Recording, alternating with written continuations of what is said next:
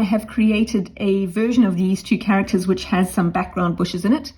And this is again to illustrate the power of 3 colors and how you can use them to do so very much. This will show you how to use the power of 3 colors to create vegetation. And obviously it's any kind of vegetation. Works fantastically with bushes or foliage on trees. You can also use it for grass. We'll get into that later. I am going to be doing this with my custom watercolor round brush, but we'll later look at doing it with specialist brushes, which also work like a charm and can save you a lot of time. And I've got it set to 20% opacity because it takes a while to build up the color and you don't want to waste your entire life doing this. And it's set at maximum width. The other thing that's interesting or essential to note is whereabouts this color sits. So it's literally sitting right above the sketch, even underneath the shadow. Not that it really intersects with the shadow, but these bushes are behind everything. So they need to be on a very low level in terms of the layer hierarchy. And of course, by now you pretty much know the drill. We start with our yellow ochre. If you look in this Ali's Digital Approximation palette, which we created together earlier. The yellow ochre, I start with that. The green tones, I will use the Viridian and then the French ultramarine to add in shadows. We start tapping from the top because the light will tend to fall from the highest point on the bushes. And we just create ourselves a nice glowing undercoat for our bushes.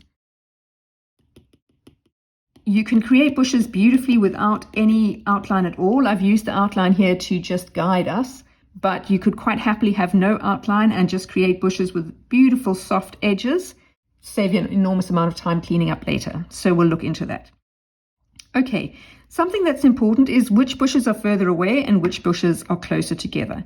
So what I will tend to do is working in here, you can see this bush overlaps and the bush behind it, and this one on the right is closer. So I'll tend to work into the base of the far bush to deepen it so that the lighter top of the closer bush shows up in contrast.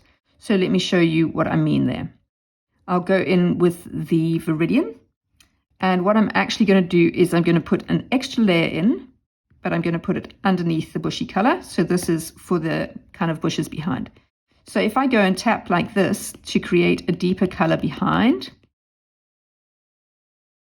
and this bush is also further away, so I can create deep color behind there.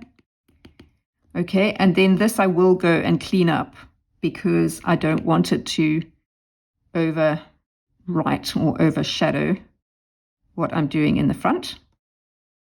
Okay, so this is taking a little bit longer than I would like. Go and take that out. Okay, we'll leave all of that as it is. Now I'm going to go back in and work in my bushy color layer, and I'll work from this side. Make sure that I'm using the right brush.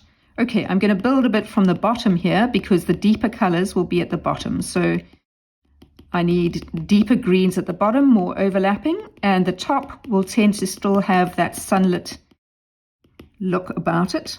And then here I can go in and add more color there. This one, deeper green towards the base.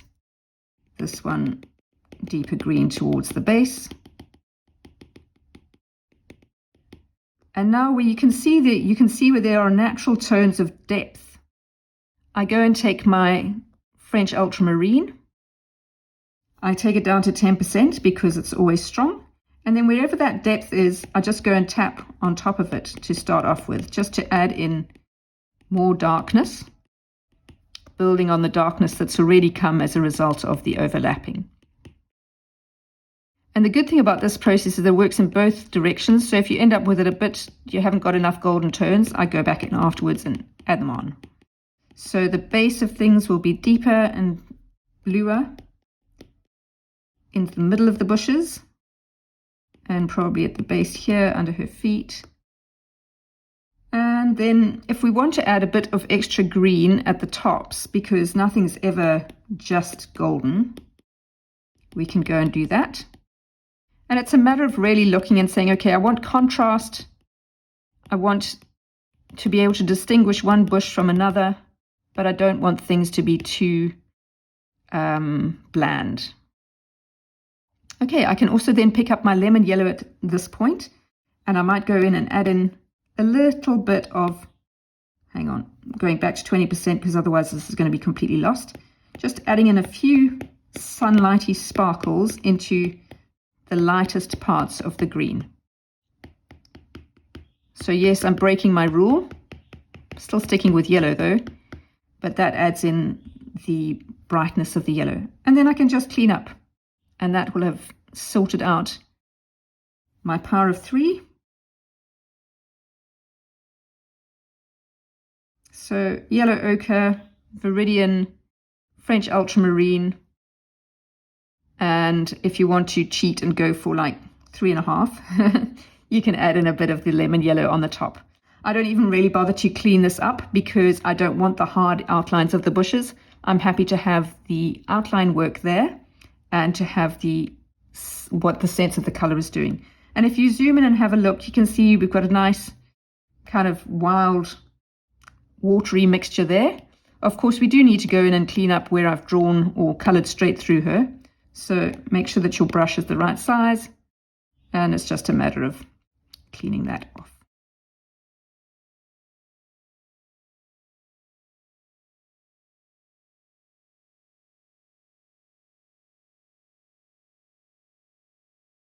There you go.